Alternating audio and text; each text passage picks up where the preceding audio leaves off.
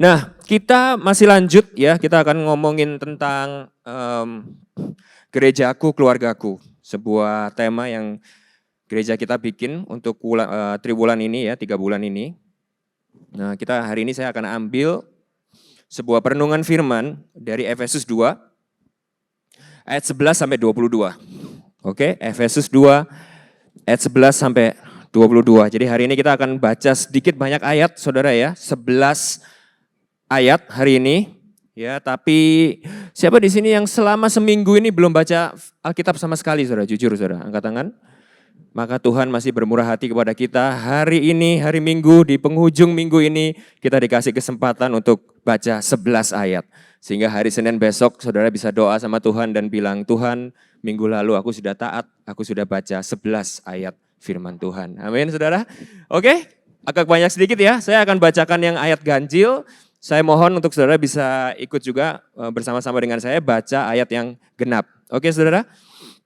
Perikopnya berjudul dipersatukan di dalam Kristus. Karena itu ingatlah bahwa dahulu kamu, kita, saya, sebagai orang-orang bukan Yahudi menurut daging, yang disebut orang-orang tidak bersunat, oleh mereka yang menamakan dirinya sunat, yaitu sunat lahiriah yang dikerjakan oleh tangan manusia. Ayat 12.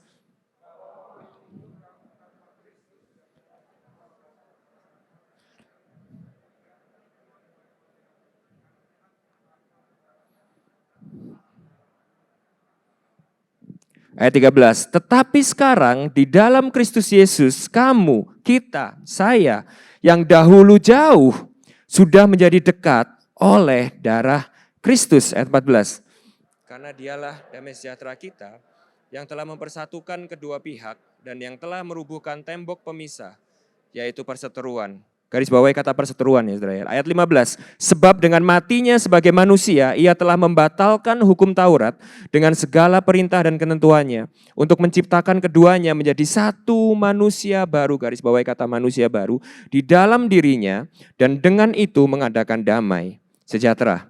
Ayat 16, dan untuk memperdamaikan keduanya, di dalam satu tubuh dengan Allah oleh salib, dengan melenyapkan persekutuan pada salib itu, ia datang dan memberitakan damai sejahtera kepada kamu yang jauh dan damai sejahtera kepada mereka yang dekat. Ayat 18. Karena oleh dia kita kedua pihak dalam satu roh beroleh jalan masuk kepada Bapa. Ayat 19. Demikianlah kamu, kita, saya, bukan lagi orang asing dan pendatang, melainkan kawan sewarga dari orang-orang kudus dan anggota-anggota keluarga Allah. Ayat 20. Yang dibangun di atas dasar para rasul dan para nabi, dengan Kristus Yesus sebagai batu penjuru. Di dalam dia tumbuh seluruh bangunan, rapi tersusun menjadi bait Allah yang kudus di dalam Tuhan. Ayat 22.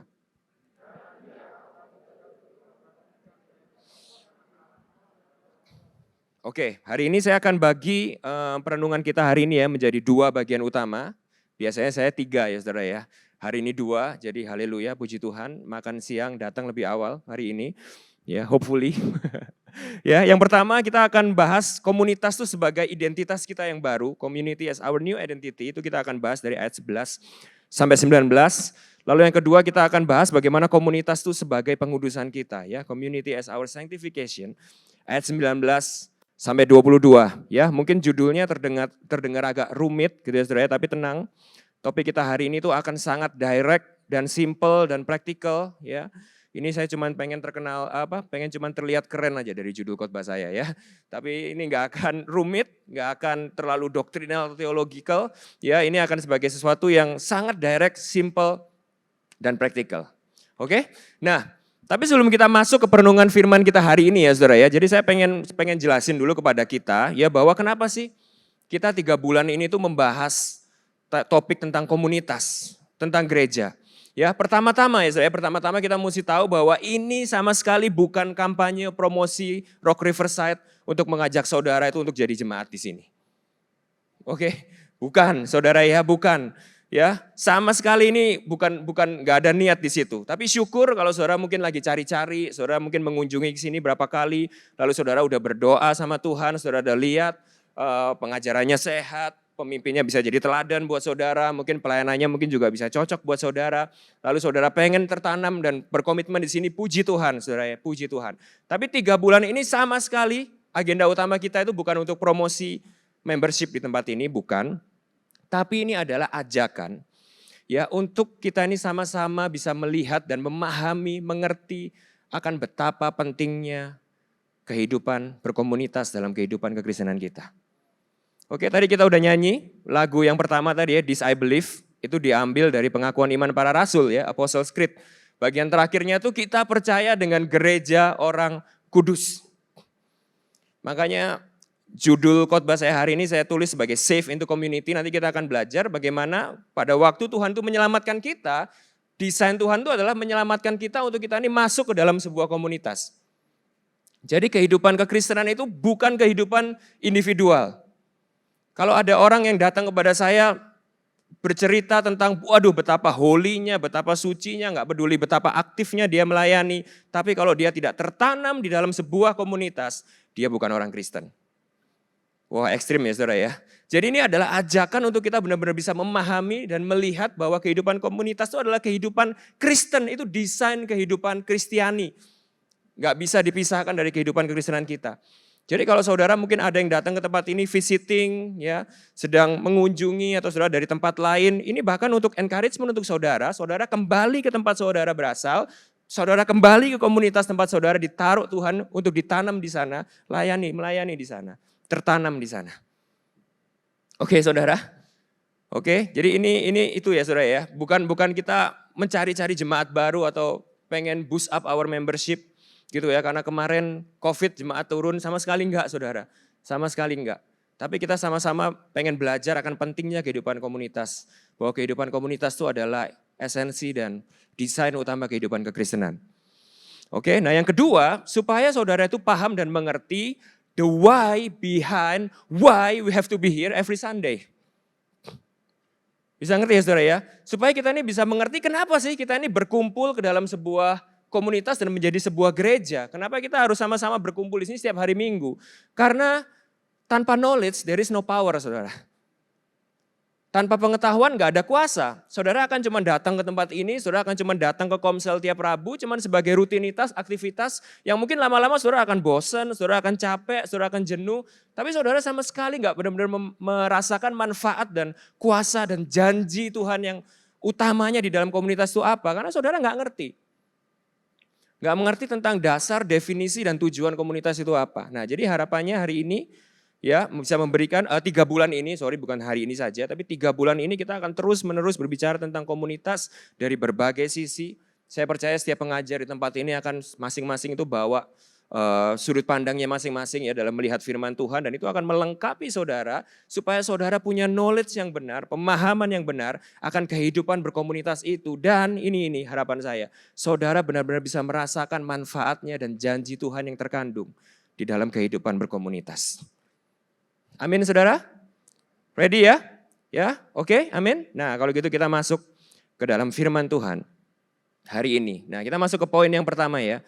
Komunitas sebagai identitas baru kita. Ya, kita sama-sama saya akan baca sekali lagi ya ayat 11 sampai 19. Saya pengen saudara untuk perhatikan baik-baik karena penting untuk saudara ngikutin alur poin yang sedang dijelaskan Paulus di sini.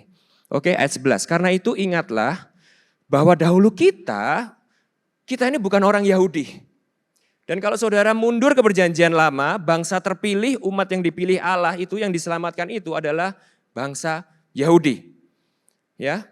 Jadi syaratnya yang utama saudara mesti perhatikan baik-baik ini. Syarat untuk diselamatkan di perjanjian lama itu adalah DNA saudara. Dan saudara tahu apa yang saudara bisa lakukan untuk merubah DNA saudara? Gak ada. Tidak ada satupun yang kita bisa lakukan untuk merubah DNA kita. Kita ini bukan orang Yahudi. Oke? Jadi poin pertama adalah Paulus itu langsung kasih poin yang pertama, we're disqualified straight away. Disqualified. Kita dulu tuh disqualified. Kita nggak bisa memenuhi kualifikasinya. Dan kualifikasinya itu mutlak. Yaitu DNA kita bukan orang Israel, bukan orang Yahudi. Ya, yang menurut daging yang disebut orang-orang tak bersunat itu kita. Oleh mereka yang menamakan dirinya sunat, yaitu sunat lahiriah yang dikerjakan oleh tangan manusia. bahwa waktu itu kita tanpa Kristus tidak termasuk kewargaan Israel dan tidak mendapat bagian dalam ketentuan-ketentuan yang dijanjikan. Oke, seluruh perjanjian lama, segala janji Allah di situ, segala yang tertulis di situ, sama sekali kita nggak ada bagian sedikit pun di situ. Ya, tanpa pengharapan dan tanpa Allah di dalam dunia. Perhatikan dua kata itu ya, hopeless and godless. Kita sama sekali nggak punya pengharapan, kita nggak punya Tuhan, kita nggak punya Bapa, kita nggak punya kepala, kita nggak punya sumber perlindungan, sumber pengharapan dan apapun dalam kehidupan kita. We are just hopeless di dalam dunia. Nah 13, tetapi sekarang, perhatikan baik-baik, skenario-nya langsung berubah saudara. Ada transisi perubahan keadaan di situ. Tetapi sekarang di dalam Kristus Yesus, kamu yang dahulu jauh sudah menjadi dekat oleh darah Kristus. Karena dialah damai sejahtera kita yang telah mempersatukan kedua pihak, yang telah merubuhkan tembok pemisah, yaitu perseteruan. Jadi bukan hanya kita ini nggak mengenal Allah loh ya, tapi kita ini bangsa yang sedang berseteru dengan bangsa Allah.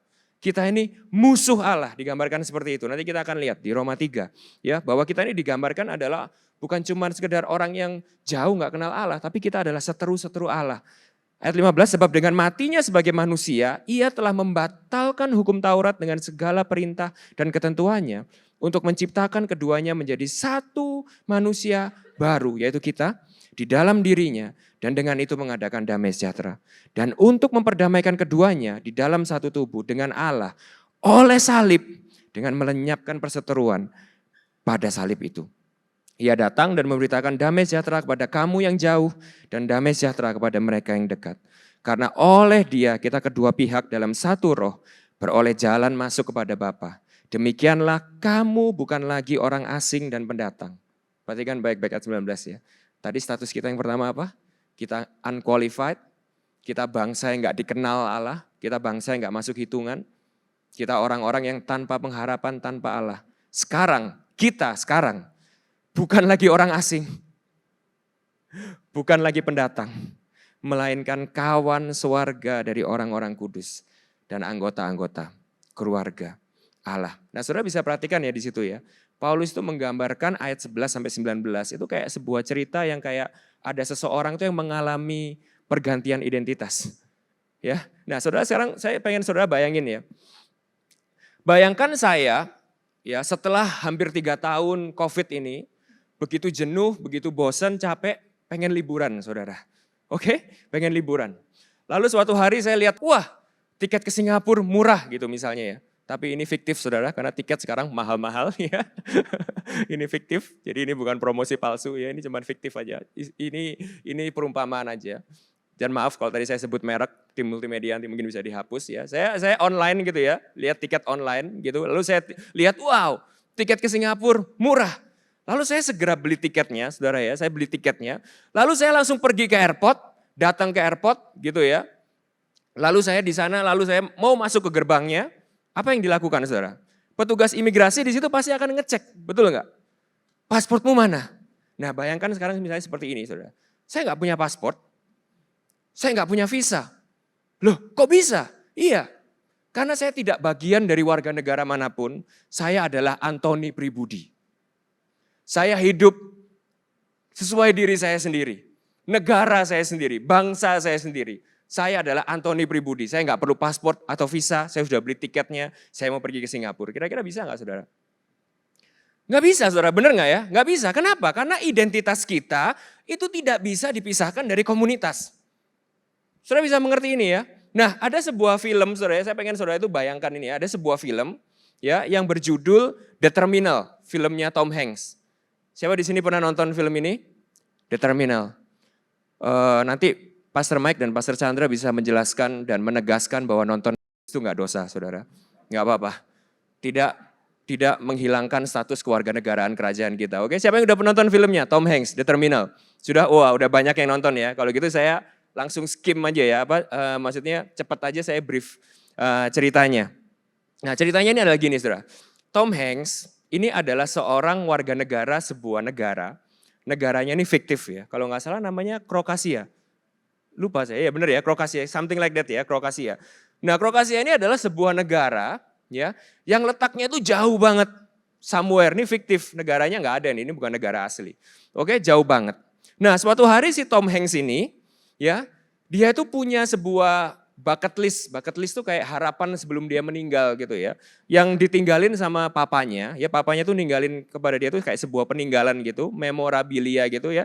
Yang dia itu pokoknya pengen kayak memenuhi bucket listnya papanya ini sebelum dia meninggal gitu ya. Yaitu ngumpulin tanda tangannya pemusik-pemusik jazz di New York gitu. Wah, ini Bang saya pasti tahu ini ya. Jazzer sejati gitu ya. Nah, ceritanya adalah dia ini harus terbang jauh karena negara Kroasia ini ceritanya jauh banget gitu ya, somewhere. Harus terbang jauh banget, penerbangannya ini berpuluh-puluh jam gitu ke New York. Nah, ke New York. Nah, apa yang terjadi? Apa yang terjadi, Saudara? Nah, karena ini film ya, tentunya skripnya agak sedikit lebay gitu ya, tapi ceritanya unik, Saudara ya. Nah, apa yang terjadi? Pada waktu dia ini sedang perjalanan dari negaranya ini ke New York, Saudara, yang berpuluh-puluh jam itu, somehow ternyata negaranya ini sedang perang, tiba-tiba kayak ada political chaos gitu, terjadi pemberontakan, chaos politiknya, negara ini perang, sampai akhirnya negaranya ini hancur, bubar, negaranya ini hilang, Saudara. Nah, selama dia di pesawat itu wah berita di mana ya CNN di mana itu udah wah rame nih, mungkin kayak sekarang yang terjadi gitu ya, teman, lebih parah gitu ya. Rusia sama Ukraina gitu ya. Cuman di ceritanya dia ini, negaranya dia ini lebih parah dari Ukraina karena benar-benar sampai hilang akhirnya, chaos terus hilang. Sehingga akhirnya pada waktu dia mendarat ke New York, dia turun bawa pasportnya dia, dia mau masuk ke Amerika, tiba-tiba petugas imigrasinya bilang, "Oh, I'm sorry sir, kamu nggak bisa masuk." Nah, dia ini nggak bisa bahasa Inggris waktu itu ya, karena dia di negara yang sangat isolated jauh gitu ya. Oh, dia ngomong, waduh, apa? Wah, dia cuma bisa ngomong dikit-dikit gitu ya. What happened? Apa? Terus imigrasinya ini menjelaskan, kamu nggak bisa masuk. Kenapa? Karena negaramu itu sudah nggak ada lagi. Jadi paspor pun ini nggak berlaku lagi. Nah, lalu yang terjadi apa kalau saudara nonton filmnya ya? Dia akhirnya tuh terdampar selama berbulan-bulan di bandara ini, saudara. Nggak bisa pulang karena negaranya udah nggak ada. Tapi dia nggak bisa masuk ke Amerika karena pasportnya nggak diakui. Ya, saudara ingat ya ceritanya itu ya. Nah, lalu apa yang terjadi, saudara? Apa yang terjadi? Dia nggak punya pilihan. Karena dia nggak bisa pulang kan, dan nggak ada negara yang mau nerima dia nggak bisa. Akhirnya dia sadar dia nggak punya pilihan. Satu-satunya yang dia harus lakukan adalah dia harus berusaha untuk menjadi warga negara Amerika Serikat. Dia harus bisa masuk. Nah, lalu kalau saudara lihat tuh filmnya ya luar biasa kan, dia sangat relentless banget ya, dia nyoba hampir tiap hari ya. Dia tanya sama petugas imigrasinya itu, apa yang harus aku lakukan untuk aku ini bisa masuk jadi warga negara Amerika Serikat. Gitu. Wah, akhirnya dikasih list, sudah dikasih list. Yang pertama yang pasti kamu harus bisa bahasa Inggris gitu ya. Harus dites dulu bahasa Inggris. Tes bahasa Inggrismu tuh harus minimum skornya sekian gitu. Oke. Terus lalu yang kedua, kamu harus belajar undang-undang dan peraturan di Amerika Serikat. Nanti kamu akan dites, kamu harus tahu tuh, harus bisa nyanyi lagu kebangsaannya Amerika Serikat. Segala macam, itu semuanya pokoknya intinya begini saudara. Dia harus membuktikan dirinya kepada Amerika Serikat bahwa dia layak untuk memiliki identitas sebagai seorang warga negara Amerika Serikat. Saudara ngikutin ya sampai di sini ya. Nah, di film itu akhirnya Tom Hanks selama berbulan-bulan dia tes gagal. Wah, dia belajar bahasa Inggris. Akhirnya petugas di airport itu kan banyak yang baik sama dia, dibantu, diajarin bahasa Inggris, dilesin undang-undang Amerika, segala macam diajarin. Singkat cerita, setelah berbulan-bulan akhirnya dia bisa terima dan masuk jadi warga negara Amerika Serikat. Gitu ya. Kalau saudara lihat filmnya itu adegan itu cukup mengharukan gitu ya. Waktu dia keluar tuh kan akhirnya seluruh bandara itu ya, sampai karena dia udah berbulan-bulan terdampar di airport, sampai semua pramugari kenal dia, semua petugas restoran kenal dia, semua satpam kenal dia. Waktu dia keluar dari pintu arrival gate itu saudara ya, untuk meresmikan dia menginjakkan kakinya sebagai warga negara Amerika Serikat itu semua baris di depan merayakan tepuk tangan sama dia. Sebuah cerita yang indah. Nah, saudara ngikutin ya cerita saya. Nah, sama dengan kita. Perhatikan baik-baik. Sama dengan kita. Perhatikan bagaimana Paulus itu menggambarkan kehidupan kita. Itu sama seperti kayak seseorang itu yang berpindah ke warga negaraan. Dari satu warga negara ke sebuah warga negara yang lain. Negara lama kita adalah negara yang tanpa pengharapan, tidak terpilih, tidak qualified, negara yang berperang melawan negaranya Allah, negara yang memberontak kepada Allah, tidak punya Allah, dan hancur di dalam dosa kepada kebinasaan. Di filmnya Tom Hanks, ada syarat-syarat yang si Tom Hanks ini harus lakukan untuk dia bisa menjadi warga negara Amerika Serikat. Di dalam kasusnya kita, persyaratan-persyaratan itu sama sekali kita nggak bisa penuhi. Sehingga apa yang terjadi? Paulus menggambarkan gini, saudara. Paulus pakai kata ini, pada waktu kita ini nggak punya pengharapan, nggak punya Allah, artinya kita udah terhilang menjadi Allah atas diri kita sendiri, memberontak, jadi musuh Tuhan, hidup sesuai keinginan kita sendiri, berpaling daripada Tuhan sesuai lagu yang kita nyanyikan tadi ya. Roma 3 ayat 11-12 itu berkata seperti ini. Tidak ada seorang pun yang berakal budi, tidak ada seorang pun yang mencari Allah, semua orang telah menyeleweng, mereka semua tidak berguna, tidak ada yang berbuat baik, seorang pun tidak, itu keadaan kita. Kita digambarkan seperti domba yang tersesat, meninggalkan gembala kita. Inilah gambaran kita saat kita memilih untuk hidup di luar otoritas dan pemerintahan Allah. Nah lalu apa yang terjadi? Bayangin saudara ya, pada waktu kita ini nggak bisa memenuhi kualifikasinya, pada waktu kita ini nggak bisa memenuhi syarat-syarat untuk bisa masuk kepada warga negara kerajaan Allah, pada waktu kita nggak bisa melakukan apapun untuk kita bisa meninggalkan identitas kita dan masuk kepada identitas yang baru. Apa yang dilakukan Tuhan? Paulus bilang seperti ini, bukan kita yang melakukan, tapi mulai dari ayat 13, Yesus yang memberikan damai sejahtera itu kepada kita, mempersatukan kedua pihak dengan merobohkan tembok pemisah yang tadinya adalah perseteruan, dengan mati untuk manusia, untuk membatalkan hukum Taurat dengan segala perintah dan ketentuannya, untuk menciptakan manusia baru di dalam dirinya. Nah ini perhatikan baik-baik, karena ini bagian pentingnya. Saudara harus nangkep ini. Bagaimana cara Allah bisa menjadikan kita sebagai warga negara kerajaannya? Dengan menciptakan kita sebagai manusia baru. Nah ini saudara harus tangkep karena ini bagian yang sangat penting. Bukan dengan ngasih kita kriteria, bukan dengan ngasih kita peraturan, bukan dengan ngasih kita tes, bukan dengan ngasih kita ujian, bukan dengan ngasih kita syarat, tapi dengan menjadikan kita manusia baru. Itu satu-satunya cara untuk Tuhan bisa menjadikan kita menjadi warga negara kerajaan Allah. Dan ini adalah gambaran keselamatan kekristenan. Ini yang kita sebut dengan Injil. Ini yang membedakan kita dengan agama-agama yang lain. Ini yang membuat apa yang kita percayai unik sebagai sebuah kepercayaan iman kekristenan. Bahwa kita bukan diselamatkan karena kekuatan dan kehebatan kita, melainkan 100% karena kasih karunia dan pekerjaan Allah di dalam diri kita. Sampai di sini saudara ngikutin saya? Ngikutin ya? Nah, ini poinnya saudara. Ini poinnya. Kita sampai juga akhirnya ke poin pembahasan. Kenapa kok komunitas itu menegaskan sekaligus membuktikan identitas kita yang baru sebagai warga negara kerajaan Allah. Ini poin pentingnya. Tadi kan kita udah lihat ya, bagaimana keselamatan kita itu kan 100% pekerjaan Allah yang memberikan kita hati baru dan menjadikan kita manusia baru. Betul? Nah sekarang pertanyaannya adalah gini, bagaimana kita bisa membuktikan itu kalau kita hidup sendiri di luar komunitas? Bisa ngerti ya maksud saya ya? Kita nggak bisa melakukan apapun untuk menyelamatkan diri kita. Kita nggak bisa melakukan apapun untuk merubah identitas kita. Yang Tuhan lakukan adalah Tuhan menjadikan kita ini manusia baru. Dengan memberikan kita adalah hati yang baru. Nah sekarang pertanyaannya ada gini, bagaimana caranya untuk kita ini bisa membuktikan dan menunjukkan bahwa kita ini adalah benar-benar manusia baru? Jawabannya adalah itu hanya bisa dibuktikan kalau kita hidup di dalam komunitas.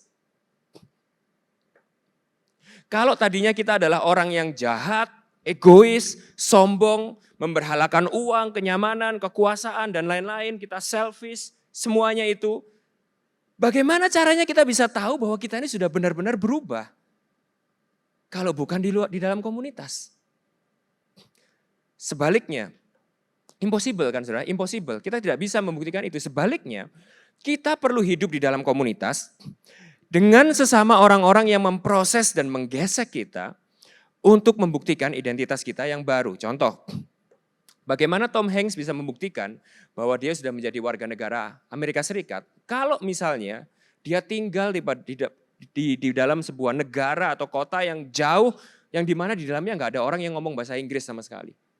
Nggak bisa, saudara. Dia harus tinggal di dalam Amerika Serikat dan membuktikan dirinya bahwa dia adalah warga negara Amerika Serikat dengan dia berbicara dalam bahasa Inggris. Simple ya saudara ya. Nah sama halnya dengan kita. Anda yakin sudah diselamatkan? Anda yakin Anda adalah manusia baru? Anda yakin Anda sudah lahir baru? Oke Den, mari kita tes. Bagaimana kita bisa yakin bahwa Tuhan sudah memberikan kita hati yang baru kalau bahasa-bahasa binatang masih terus keluar dari mulut kita saat ada orang yang menggesek kita? Bagaimana kita bisa yakin bahwa Tuhan sudah memberikan kita hati yang baru kalau hidup kita ini masih tentang diri kita sendiri?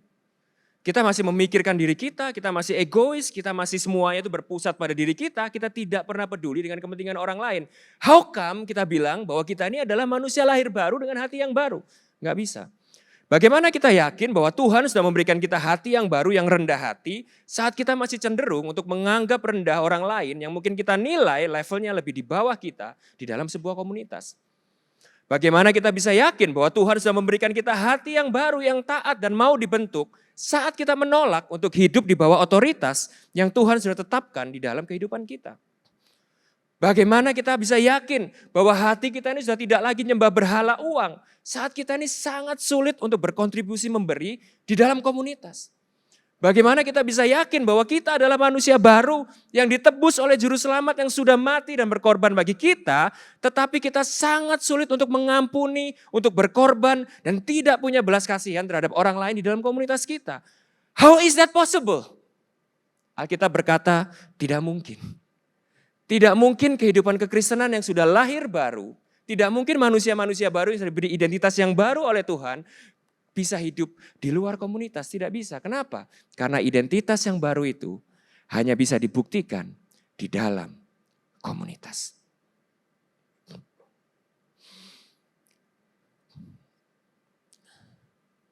Tegang banget kayaknya saudara ya. Tegang banget saudara ya. Gak apa-apa lah ya, udah lama gak khotbah ini saudara. Sekarang mungkin saya khotbah di sini mungkin sekali dalam 3 bulan gitu ya saudara ya. Jadi ya mau ketemu. Tapi ini sama sekali saudara, maksudnya ini bukan tentang saya, ini bukan tentang Pak Chandra, bukan tentang pastoral di tempat ini ya. Ini kita sama-sama belajar merenungkan kebenaran firman Tuhan, apa yang firman Tuhan itu katakan tentang kehidupan berkomunitas. Jadi yang pertama saudara ya, sehingga ini kesimpulannya poin yang pertama. Komunitas membuktikan, menegaskan dan membuktikan identitas kita sebagai umat yang diselamatkan. Saya ulangi ya saudara ya. Komunitas menegaskan dan membuktikan identitas kita sebagai umat yang diselamatkan. Nah ini membawa kita kepada poin saya yang kedua. Ya, komunitas juga menjadi tempat di mana kita dikuduskan. Komunitas sebagai tempat pengudusan kita. Kita baca ayat 19 sampai 22 ya.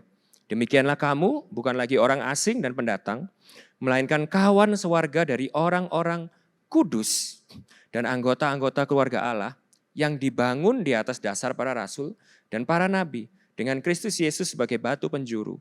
Di dalam Dia tumbuh seluruh bangunan rapi tersusun menjadi bait Allah yang kudus di dalam Tuhan. Di dalam Dia kamu juga turut dibangunkan menjadi tempat kediaman Allah di dalam Roh. Nah perlu kita ketahui gini, nah ini kabar baiknya. Ini kabar baiknya. Jadi kalau yang top poin pertama tadi kayaknya, aduh tegang bener sih ini, gak santai banget nih mengkhotbah hari ini gitu ya. Ini poin yang kedua ini kabar baiknya saudara ya. Poin yang kedua ini kabar baiknya. Perlu kita ketahui bahwa identitas kita yang baru tapi bukan berarti kayak gini saudara. Kita punya identitas yang baru sebagai warga negara kerajaan Allah. Itu artinya kehidupan kita itu langsung berubah 180 derajat. Bukan berarti langsung kita ini bisa hidup sempurna tanpa cacat celah. Bukan saudara ya. Ada kalanya kita emosi kita terpancing, ada kalanya kita masih jatuh bangun di dalam dosa kita. Ada kalanya keegoisan dan kesombongan kita ini masih keluar, Tuhan masih tunjukkan itu keluar dari hati kita. Ada kalanya kita masih juga merasakan bisa kesel, marah, benci sama seorang saat seorang itu menyakiti kita. Ada kalanya. Itu kenapa? Itu karena kita ini masih terus bergumul dengan sisa-sisa natur identitas lama kita. Jangan lupa identitas lama kita. Gitu loh. Yaitu identitas lama kita adalah sebagai manusia berdosa. Sama seperti Tom Hanks di film tadi.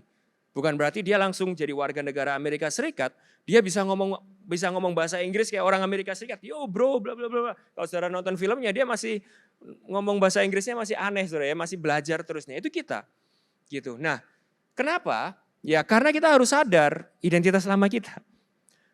Sisa-sisa naturnya itu masih ada di dalam kehidupan kita. Kalau kita baca di Roma, ya mulai pasal 1 sampai 7 itu saudara baca, itu kita bisa belajar bahwa kejatuhan Adam dan Hawa sebagai nenek moyang kita, itu telah mencemari semua dunia ini dengan natur dosa, sama dengan kayak kita, saudara ya. Kalau nenek moyang kita rambutnya hitam, hidungnya pesek, matanya sipit, saudara nggak bisa lahir rambutnya blond, matanya biru, hidungnya mancung, nggak bisa, saudara ya. Sama karena kayak kita ini adalah cucu buyutnya Adam dan Hawa. Adam dan Hawa itu adalah nenek moyang kita sebagai yang pertama dilahirkan, jatuh di dalam dosa. Itu turun naturnya itu masih tersisa sampai kehidupan kita sekarang. Masih mencemari sampai kehidupan kita sekarang. Sehingga seorang yang sudah dilahirkan baru sekalipun, itu masih terus jatuh bangun di dalam pergumulannya melawan dosa. Tetapi, ya ini yang pasti. Tetapi ini poin pentingnya. Seseorang dengan identitas baru akan terus hidup di dalam pertobatan dan peperangan melawan natur itu. Beda ya saudara ya? Saudara bisa bedain enggak? Ada yang pernah merasakan nggak nih ya, suatu hari merenung gitu ya, membandingkan antara kehidupan lama kita dan kehidupan sekarang kita. Kita bisa bandingkan dulu kok bisa ya, aku dulu malah happy melakukan hal-hal itu, tapi sekarang itu aku malah kalau melakukan hal-hal itu tuh hatiku begitu hancur. Saudara yang pernah merasakan kayak gitu? Yang dulu kayak melakukan hal-hal yang gak sesuai dengan kehendak Allah itu kita santai aja, gampang aja, happy aja. Tapi sekarang tuh kayak kita, kita gak bisa. Bukan hanya nggak bisa ya, tapi kita berperang, kita justru kadang tuh sampai suka kesel sama diri kita ya, kayak Paulus ya bilangnya, aduh aku kadang ini benci banget sama tubuh daging ini ya. Karena aku tuh kadang melakukan apa yang justru aku nggak mau, tapi aku ini nggak bisa melakukan apa yang aku mau. Saudara pernah mengalami itu ya? Nah itu karakteristik orang yang sudah lahir baru.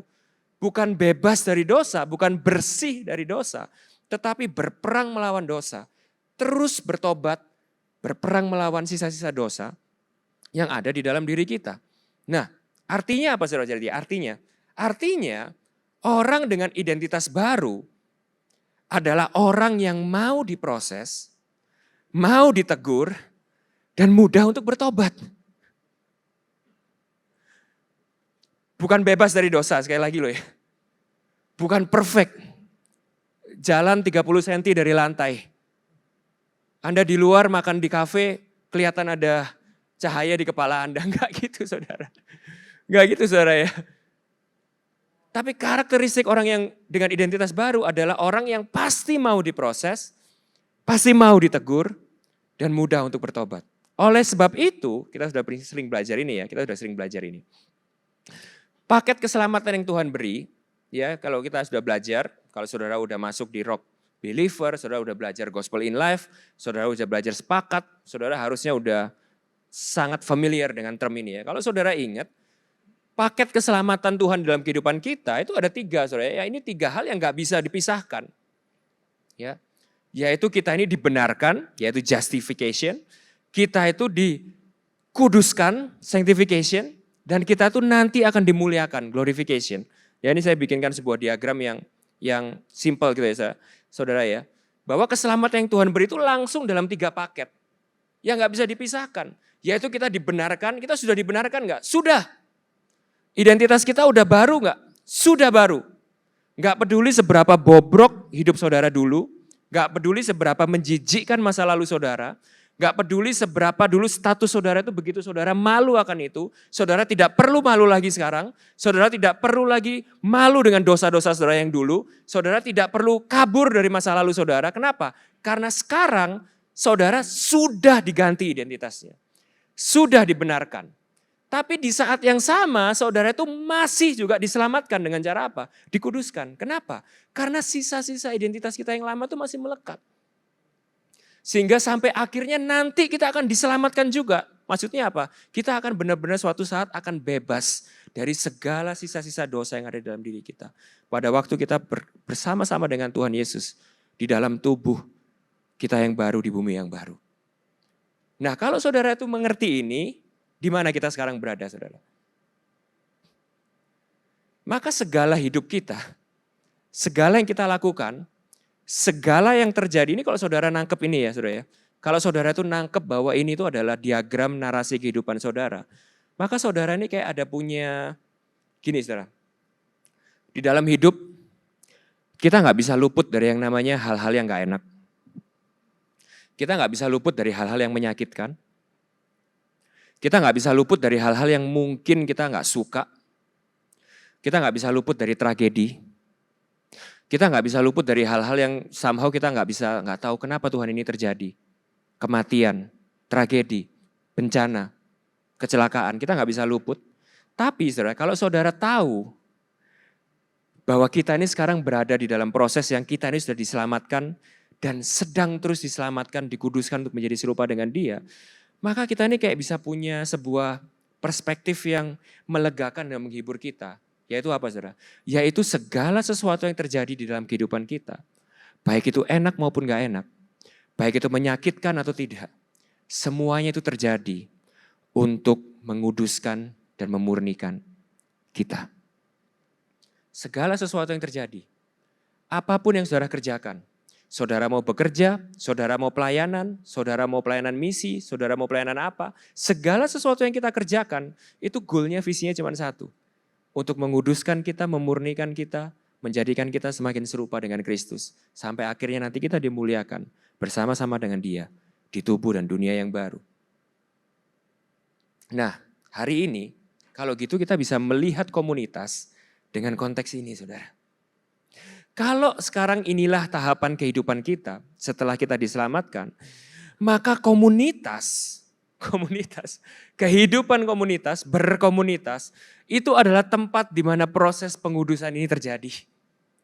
Saudara bisa melihat ini ya. Jadi ini adalah tujuan utama kehidupan komunitas, yaitu pengudusan kita. Gak ada yang lain. Gak ada yang lain. Gak ada tujuan lain, gak ada agenda lain, tidak ada VMV lain. VMV-nya boleh dibikin sedemikian rupa untuk menjadi relevan, tapi intisarinya segala sesuatu yang terjadi dalam kehidupan kita, di dalam komunitas, tujuannya adalah untuk memuridkan, memurnikan, menguduskan kita, menjadikan kita semakin serupa dengan Kristus. Nah, kita harus sadar saudara gini, ya ini penting saudara ya, perhatikan, ini sangat praktikal. Tapi ini harus saudara itu dengar dan saudara itu renungkan di dalam hati saudara. Kita harus sadar ini saudara. Karena natur dosa kita, perhatikan baik-baik ya. Karena natur dosa kita, yang tadi saya udah bilang, kita ini masih punya sisa-sisa natur dosa di dalam hati kita. Karena natur dosa kita, kecenderungan kita, itu adalah kita melihat segala sesuatu itu dengan kacamata yang egois, self-centered. Kenapa? Untuk memuaskan apa yang menjadi berhala di dalam hati kita. Nah hari ini saya nggak bisa panjang lebar bicara tentang berhala lagi ya. Makanya saya encourage saudara, kalau saudara udah memutuskan untuk saudara mau dimuridkan dan tertanam di tempat ini, di komunitas ini, saudara nanti bisa daftar ikut kelas Gospel in Life, saudara bisa daftar ikut kelas sepakat ya pada waktu pendaftarannya dibuka, supaya saudara itu diperlengkapi dengan pengajaran-pengajaran dan doktrin-doktrin dasar untuk saudara itu bisa bertumbuh terus dalam kehidupan kekristenan saudara. Nah, kita kan ingat, kita sudah belajar ini sering ya, bahwa karena natur kita ini adalah dosa, kecenderungan kita tuh pasti ngelihat segala sesuatu yang terjadi dalam kehidupan kita itu dengan alami, dengan refleks. Itu dengan kacamata yang egois, dengan kacamata yang self-centered. Ya, dan karena dosa itu adalah masalah hati, perhatikan baik-baik. Hati kita cenderung untuk menjadi Tuhan atas diri kita sendiri, menciptakan berhala-berhala di dalam hati kita, maka termasuk di dalam hal komunitas pun, kecenderungan kita adalah kita melihat komunitas sebagai sesuatu untuk memuaskan berhala kita. Komunitas sebagai tempat untuk pembuktian diri. Komunitas sebagai tempat untuk memenangkan pujian dan penerimaan orang lain. Komunitas sebagai tempat atau panggung untuk menyalurkan bakat. Komunitas sebagai tempat di mana kita merasa dilayani dan dibantu. Komunitas sebagai tempat untuk menghilangkan rasa kesepian. Komunitas sebagai alat untuk menyelesaikan masalah keuangan kita. Mungkin sebenarnya semua hal ini sah-sah saja. Dan memang bisa jadi bagian dari manfaat kehidupan komunitas, enggak salah. Saya enggak menentang semua itu. Tetapi saudara harus mengerti bahwa tujuan utama dari komunitas adalah pengudusan kita. Komunitas adalah tempat di mana kita dimurnikan. Komunitas adalah kehidupan di mana kita ini mengalami sekolah kehidupan. Mempersiapkan kita untuk kehidupan kekekalan nanti. Sehingga tanpa sadar, gini saudara, ini yang terjadi ya. Tanpa sadar, komunitas yang baik bagi kita itu adalah sesuatu yang kita ini cari. Betul gak saudara? Karena kita ngelihat komunitas ini dengan kacamata tadi itu loh. Kacamata keberdosaan kita, self-centered kita. Jadi kita ini cenderungnya komunitas yang baik itu seperti apa sih? Komunitas yang kita cari, kita temukan, yang cocok bagi kita, yang bermanfaat buat kita, yang sesuai dengan kebutuhan kita, yang berguna buat kita. Setuju gak saudara? Tapi kalau saudara baca di ayat yang barusan kita baca tadi, di ayat 19 sampai 22, Paulus tuh pakai kata yang lain. Paulus tuh gak pakai kata komunitas itu dicari. Komunitas itu dibangun. Saudara bisa melihat ini ya bedanya. Saudara. Kalau saudara itu mencari komunitas, maka saudara itu pasti akan terus-menerus mencari yang baru saat komunitas itu mulai memproses saudara, menyakiti saudara, dan mulai membuat saudara merasa gak nyaman. Kenapa? Karena natur dosa kita saudara. Natur dosa kita itu membuat kita sangat defensif saat dosa kita itu diekspos. Natur dosa kita itu membuat kita itu sangat defensif pada waktu berhala kita itu disentil. Nah kita lupa bahwa komunitas itu adalah tempat justru di mana berhala kita dan segala natur-natur dosa kita itu ditelanjangi, dilucuti dan dimurnikan dan dikuduskan. Tapi sebaliknya kita berusaha mencari tempat yang nyaman buat kita, yang membuat berhala-berhala itu tersimpan aman di dalam hati kita, bukan?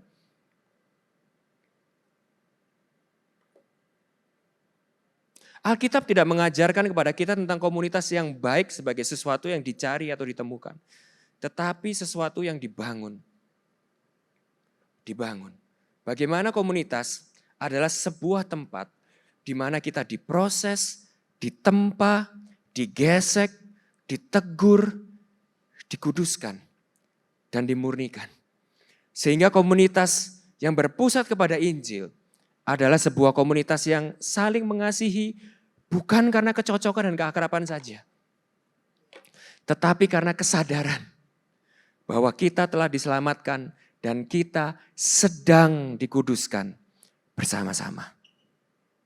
Sehingga di dalam sebuah komunitas yang berpusat pada Injil yang sehat, ada keterbukaan, ada saling tegur, ada saling mengaku dosa, ada saling mendoakan, ada pertobatan, ada pengudusan, ada pemurnian saudara.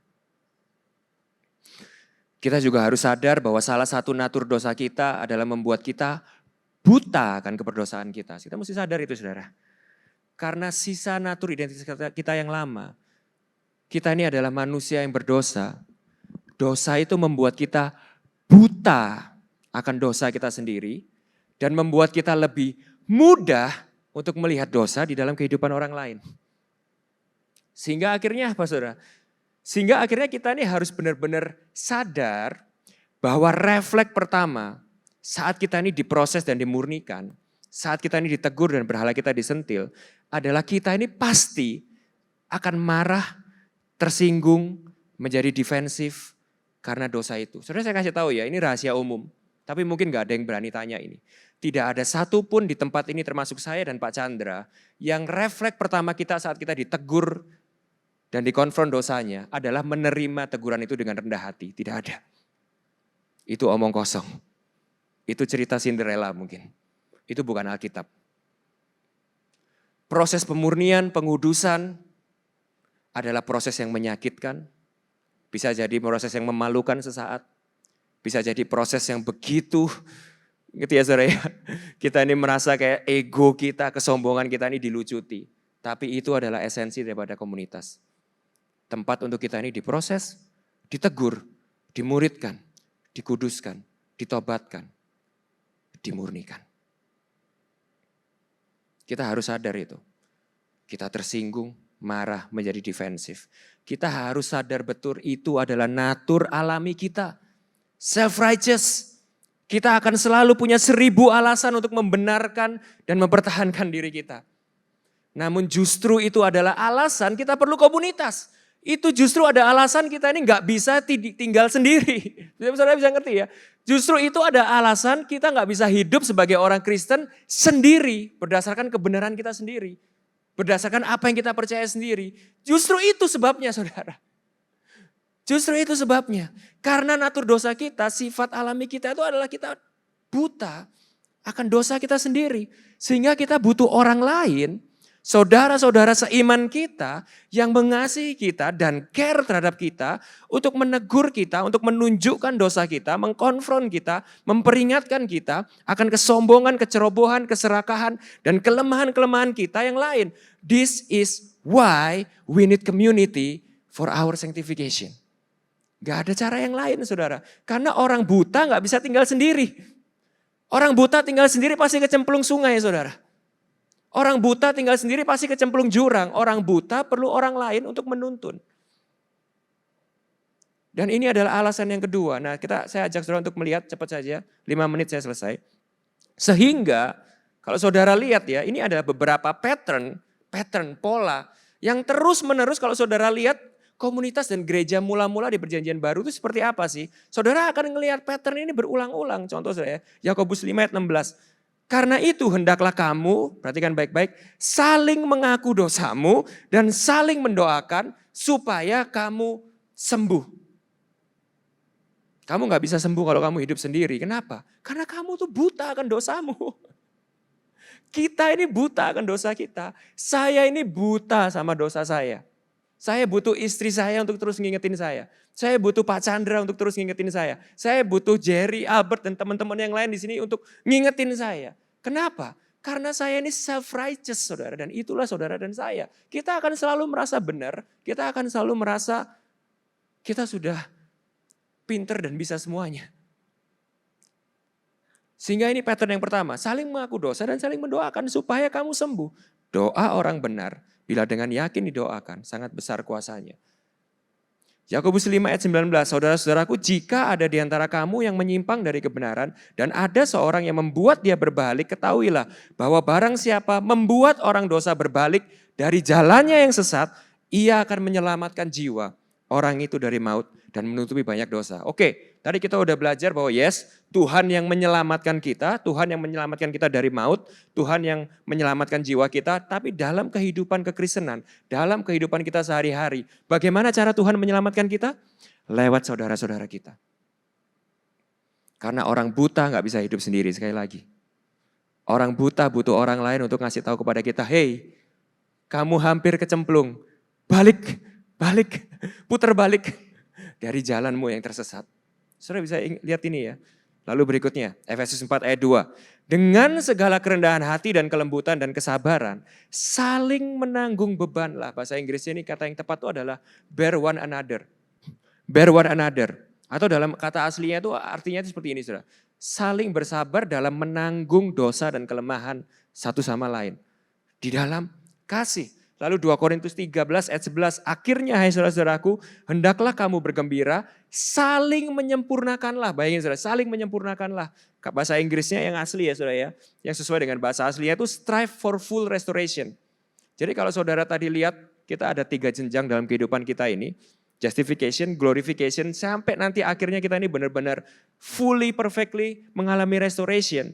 Itu terjadinya itu di dalam komunitas. Kita butuh teman-teman kita dan orang lain untuk kita ini bisa saling menyempurnakan satu sama lain. Jadi gak salah kalau moto gereja di tempat ini itu adalah bukan rumah orang sempurna. Karena memang belum ada yang sempurna di tempat ini saudara. Kalau semua udah sempurna ini kosong. Kita semua di surga. saling menghibur, sehati sepikir dan hidup dalam damai. Allah sumber kasih dan sejahtera akan menyertai kamu. Kisah Rasul 2 ayat 42. Mereka bertekun dalam pengajaran rasul-rasul dan dalam persekutuan. Artinya gini, saudara, artinya gini. Pada waktu mereka menerima pengajaran sehat, mereka sama-sama bertekun untuk saling mengingatkan satu sama lain dan saling mempraktekkan pengajaran itu satu sama lain. Bisa ngerti ya? Bisa ngerti ya? Saling merenungkan firman bersama-sama. Saling berusaha untuk menghidupi pengajaran itu bersama-sama di dalam persekutuan. Dan mereka selalu berkumpul untuk memecahkan roti dan berdoa. Jadi saya tutup dengan ini. Pemain musik boleh kembali. Sambil kita siapkan perjamuan kudus. Saya tutup dengan ini. Saya harap, perhatikan baik-baik saudara ya, perhatikan baik-baik. Saya harap hari ini kita bisa belajar dan melihat sebuah definisi yang jauh lebih penting dan dalam tentang komunitas. Bahwa komunitas ini bukan cuma sekedar rutinitas atau aktivitas hari Minggu dan Rabu saja. Komunitas ini bukan cuma fellowship antara orang-orang yang satu hobi, satu style, satu suku, satu ras saja, bukan. Kita harus bisa benar-benar mengerti bahwa komunitas ini adalah satu-satunya cara untuk kehidupan rohani kekristenan. Komunitas adalah sebuah bagian yang tidak bisa kita pisahkan dalam penyempurnaan iman kita. Bahwa iman kekristenan adalah sebuah proyek komunitas. Ini yang saya sering bilang. That our Christian faith is a community project. Kita butuh dan perlu untuk tertanam di dalam komunitas. Karena kita adalah bagian dari umat warga negara tubuh Kristus di dalam dunia ini yang tidak bisa hidup sendiri. Selanjutnya saya juga berharap kita benar-benar bisa melihat saudara-saudara seiman kita. Teman satu komsel kita, teman satu pelayanan kita, teman sepastoral kita, rekan-rekan sepekerja kita di ladang Tuhan, sebagai saudara-saudara senasib, seperjuangan, dan seperjalanan selama kita ini lagi hidup mengembara di dunia yang sementara ini.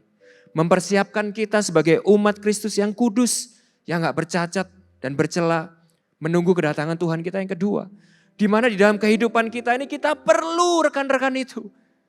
Kita perlu saudara-saudara itu untuk menyelamatkan kita dan menyempurnakan keselamatan kita selama kita ada di dunia ini. Kita perlu mereka selama kita masih hidup di dunia ini untuk kita bisa saling menjaga, saling membangun, saling mengasihi, dan di dalamnya kita bersama-sama saling melayani dalam kita menyambut kedatangan Tuhan kita yang kedua. Dan yang terakhir, sambil kita mempersiapkan perjamuan kudus ini esensinya perjamuan kudus. Saya ingin Anda melihat komunitas gereja lokal di mana Anda ditempatkan dengan kacamata Injil. Bahwa Yesus Kristus mati di atas kayu salib untuk meruntuhkan tembok pemisah antara kita dan Allah. Kita yang tadinya adalah seteru Allah, sekarang diperdamaikan menjadi anak-anaknya. Tapi tidak hanya itu, gak berhenti cuma sampai di situ. Ia juga mempersatukan kita dengan keluarga yang baru. Yaitu orang-orang yang juga sudah ditebus lewat darahnya yang mahal. Untuk menjadi saudara-saudara seiman kita. Orang-orang inilah saudara dan sahabat kita di dalam dunia ini. Dan lihatlah komunitas ini dengan kasih yang menggunakan kacamata Injil. Karena aku sudah ditebus dengan lunas oleh darah Yesus, maka aku bisa terbuka. Tidak ada dosa yang terlalu memalukan untuk kita tutupi. Karena Yesus sudah menyelamatkan kita memang bukan karena kita layak dan kita kuat. Maka hari ini kita bisa apa adanya mengakui kelemahan kita.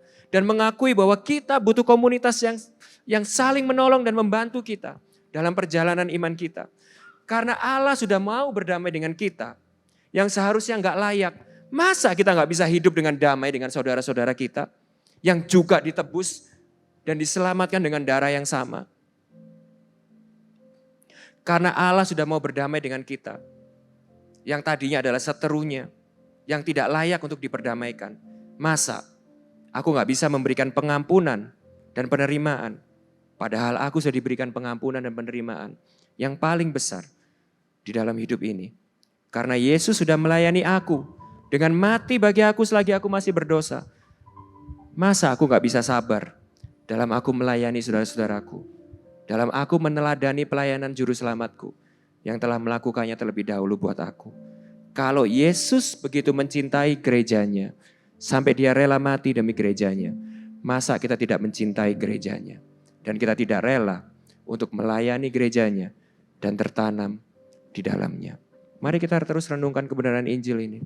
Dan jadikan Injil ini sebagai satu-satunya lensa dalam kehidupan komunitas kita sebagai gereja Allah di dalam dunia ini. Amin. Mari kita berdoa.